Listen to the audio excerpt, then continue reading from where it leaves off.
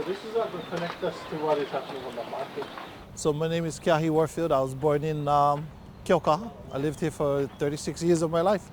Raised on Kauhane Avenue. I attended Keahi Elementary School. Went through the public school system of Hilo Intermediate, Hilo High School, and I got my education from UH Manoa, UH Hilo. Just growing up in Keahi, we had the opportunity of learning about the Hawaiian canoe when I was about 14.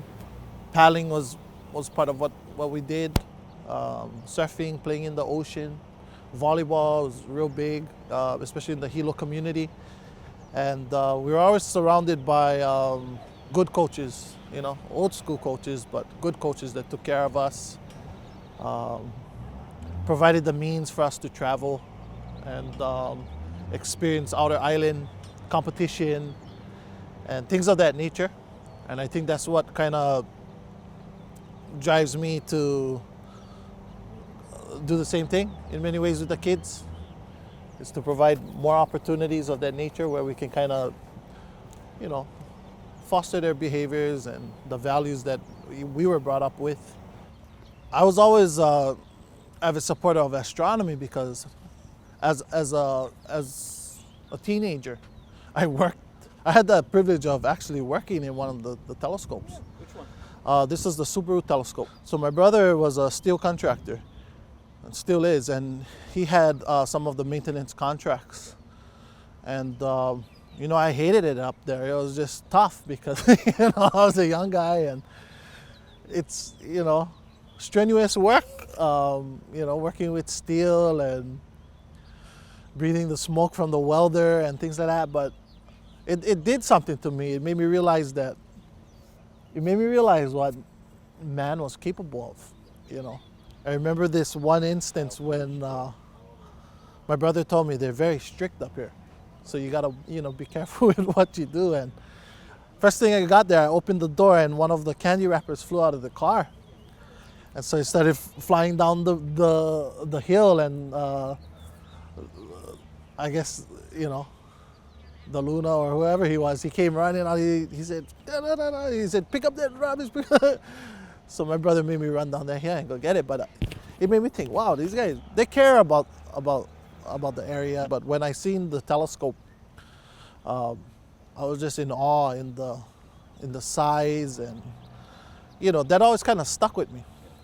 And my dad actually helped lay a lot of the fiber optic cables that is on Mauna Kea. So he's been in the, you know, I wouldn't be where I am at now if it wasn't for my dad and you know, just what his involvement in Mauna Kea and helping to set up the telescope. So we were always big on, you know, checking out the stars and going up. And my dad's a hunter, so you know, I grew up traveling many of the roads all around Mauna Kea, and you know, it was rare that we would see anyone, you know, traveling. And but you know, that's kind of what grounded me to Mauna Kea. And but you know, knowing about the TMT's construction, one of the first things that got to me was its size. But then, you know, I always knew that with whatever happens in Hawaii, I like to be open-minded about it, because I really find out, you know, what has it to offer. I bet, you know, after hearing what people were saying and what people were doing, I can respect that. But then I also began to see how this project could really provide some opportunities. I always wanted to see Native Hawaiian students in the telescopes. You know, when I was 14, I was wondering where's all the local, and the local guys were the you know, like my brother. You know, they were the maintenance guys. They were the guys bringing up all those gases from Gaspro, and they did all the hana stuff. But I didn't see too many Native Hawaiian astronomers. I can see a lot of our young people of Native Hawaiian descent working there, you know, or learning to become astronomers. And Mauna Kea is the premier site, you know, in the world. I think gives them a unique opportunity to live here in Hawaii and have one of the best jobs in the world. You know, it all depends on what they make of it. But and another thing that I saw that was not as eminent when I was up on Mauna Kea was the acceptance of culture and how culture can be integrated with the science. And even till now, I think that's a major point where we gotta actually make that clear and make that connection clear. So it's relevant to where Hawaii has been and where Hawaii is going. So this appropriates $200,000 to the university with a memorandum of agreement for its RISE 21st Century After School program. This intervention, if you will, allows children, particularly of Hawaiian ancestry, in developing in life skills. I started an after-school program called the RISE program in 2011, and I just toyed with it and, you know, had kids come out after school. I wanted it to have a little bit more concentration on the academics of the students and what they were good at, and trying to plan that out. And so the RISE program really focuses on revealing that interest, revealing that passion for life success, basically following your dreams, you know, creating opportunities and, you know, mentorships in many ways where students can learn about new careers. And we eventually got a MOU signed with the University of Hawaii, Imilo Astronomy Center, and we worked together to create, you know, to lobby for some funding to provide, you know, experiences for the kids through the outreach program at Imiloa. And a lot of our local students, they love their home, you know, but the opportunities that are available, you know, they're very hard. A lot of the students moving away to mainland, and then they make a living there, and then they get grounded there, and then they never come back, you know, and they miss home. And so I want to see more of our students being able to follow their dreams, but here on Hawaii Island. It's good to go and learn and gain, you know, insight and knowledge, you know, just get that exposure, but it's even better when you can come home and use it for the benefit of your community in some way. You know, that's kind of how I see what has taken place, and with what I do, I really enjoy working with the kids, and not telling them what they need to do, but just helping them to be intuitive in many ways, and, you know, don't be afraid to seek opportunities and find out for yourself what they're about, and most of all, just follow your dreams. I mean, there's so many different things that you can do, you know, with passion, but to me the key is you got to do what you really love doing. People see how much impact we make on the students, and so every year we get a good pool of local kids, you know, not just from Keahi, Panaeva, but throughout East Hawaii. We got kids coming out of Curtistown, Volcano, Pahoa, and then even opportunities for other kids on the other side of the island to come and be part of programs that we run here in Keahi.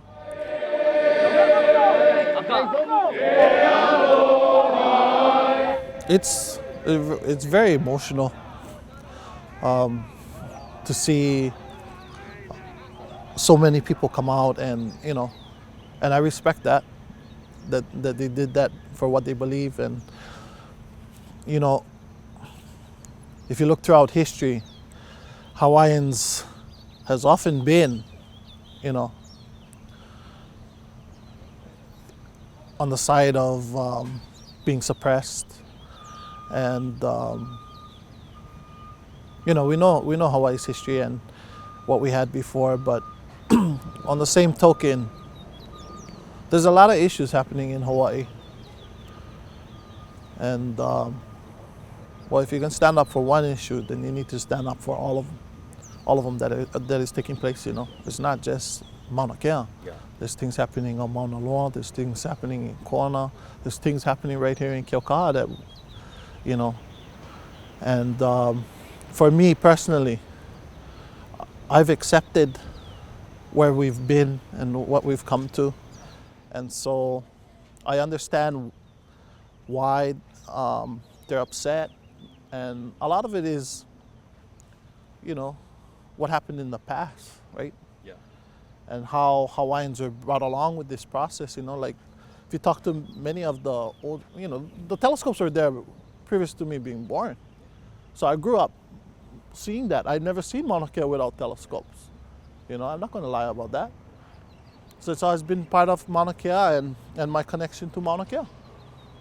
But if you talk to people of my mom's generation, my dad's generation, they've seen Mauna Kea with no telescopes. Many of them had gone away to college in the mainland, came back, and there they were. And no communication, you know, and it's just there, you know.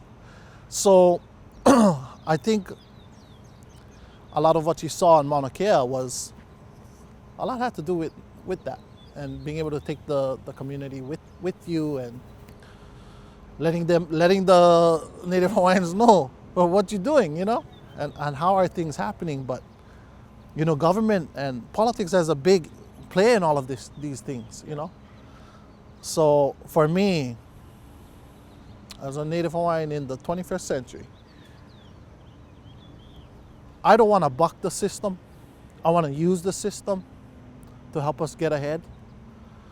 Not to say we need to not stand up when we feel we're being, you know, suppressed or being robbed, but this here is an opportunity for all of Hawaii. You know, there's so many people that have benefited from, you know, from what is on the mountain. Your connection to the mountain. A lot of us wouldn't have a connection to Mauna Kea. You know, we still be riding horses up there. You know, I talked to my dad about that, and they've walked to the summit. You know, and it's no easy task. You know. Inside, I'm torn because I understand why there's so much opposition of building something of this nature, the size, you know, going into the mountain. But then when I look at the opportunities or the possibilities for the kids that I work with,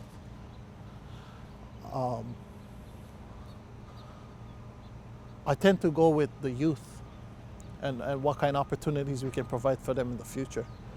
And just, you know, University of Hawaii too. I think we need to have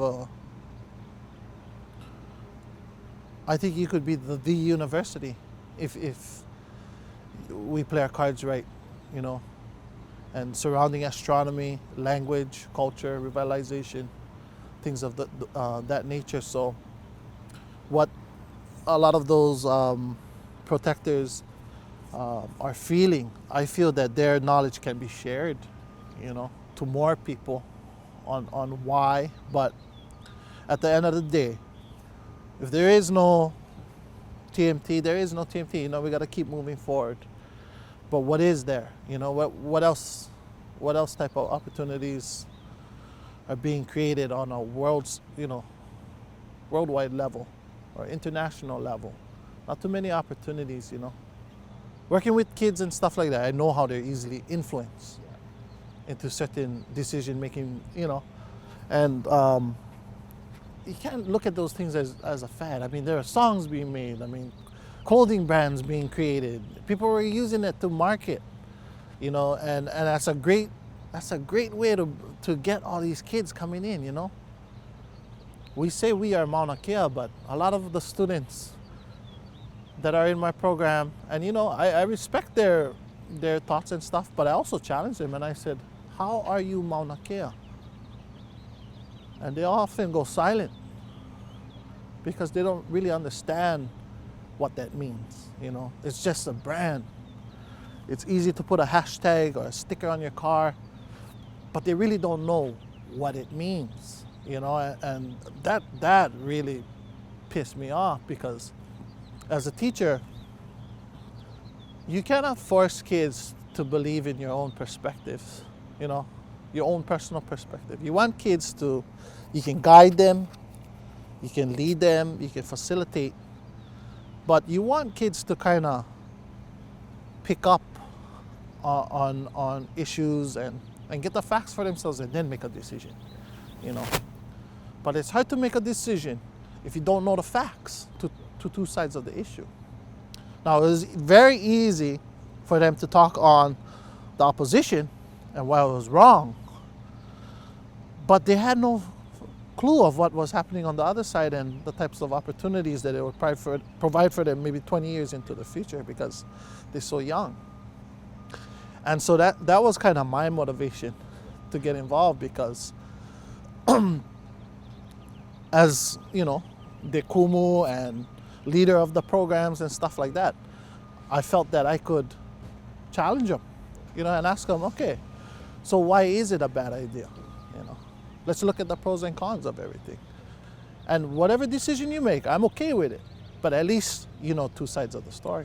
And you'd be surprised to see how many students, now they're on the fence, right? We're looking for the win-win. We're not on the opposition. We're not on the support, but we're looking to see how we can benefit and move forward, especially with these types of issues. There's so much bigger issues out there that is happening that we're not even looking at right now. So when we started sitting down and started to see that we had the same focus, they told me, okay, write it up.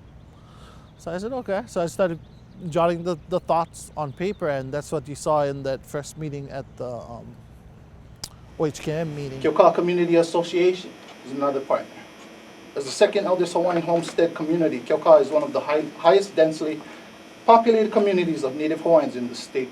I saw quickly how everything is connected, from what we do down here in the homestead, right up to the university, up into Halepohaku, up into the summit of Mauna Kea, and creating, they talk about Maukatu Makai in the ancient times and how they do that nowadays, but to me, there it is, So this whole deck will come off, all the yakos will come off, so it has to be relaxed. New opportunities happening. The donation of the Hoku Alakai, the voyaging vessel from the Apunana Leo, we're going to use that thing to connect what is happening on the summit of Mauna Kea, a real big buzz on the STEM things, but I got my own beliefs on STEM. It's about doing it. Get out there and do it. I mean, if you don't do it, then we can talk about it, put it in the grant, but until the kids are actually involved in the process, then they really aren't going to understand what STEM is. But we need to be able to bring the areas of expertise that they provide on the mountain here to Palikai so we can share with them. And they need to take these guys from Palikai up to the mountain so they can share with these guys. And to me, it's just about doing things, And that's why I felt really comfortable coming out, I wanted to come out and give testimony at the time last year, but it was of no use, because it's like,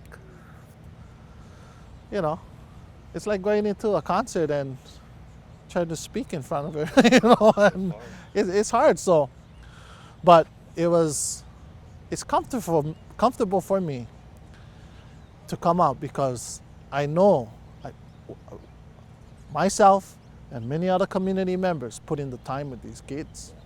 So to see these issues hit home, and there's a lot of interest in Native Hawaiian students on astronomy. You cannot say that everybody's against it, because if everybody was against it, then why do we have a waiting list of Hawaiian students wanting to see what is up on Mauna Kea?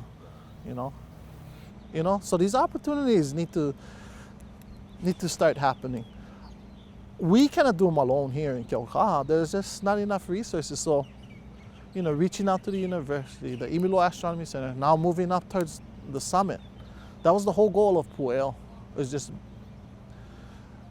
keeping all what we established, but taking it to the next level of seeing how this model could be implemented in Puna, could be implemented in Ka'u, Kona, but it works for us here,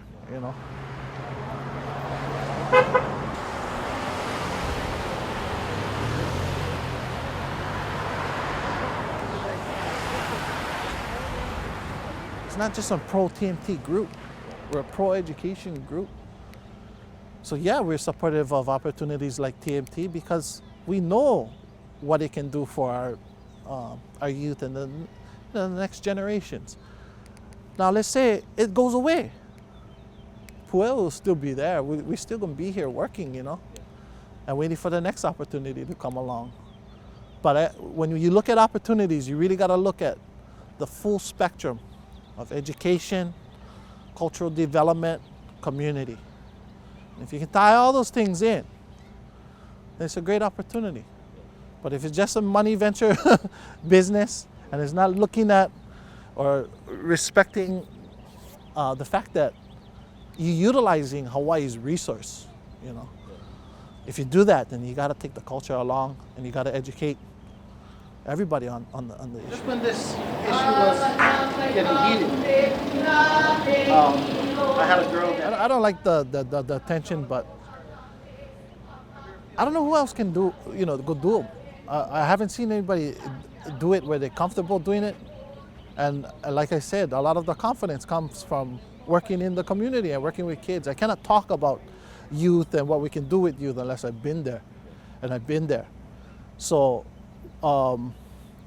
they can look at me whatever they want, but, I'm not there for the limelight. I really hate being on the cameras and being at the front, but my life has been kind of centered around just doing those types of things, and I kind of just, I'm comfortable. Yeah. I'm comfortable doing it if I know it's a worthy cause, but I'm not going to do it to, gain fame or anything like that. I'm not in it for that. I want the message to get out, and I want people to not be afraid anymore, because this is Hawaii. We shouldn't be afraid, like I said before. You shouldn't be afraid to, express your feelings, and it's be really nice to be able to come out, speak, and then hear the silent majority back us up,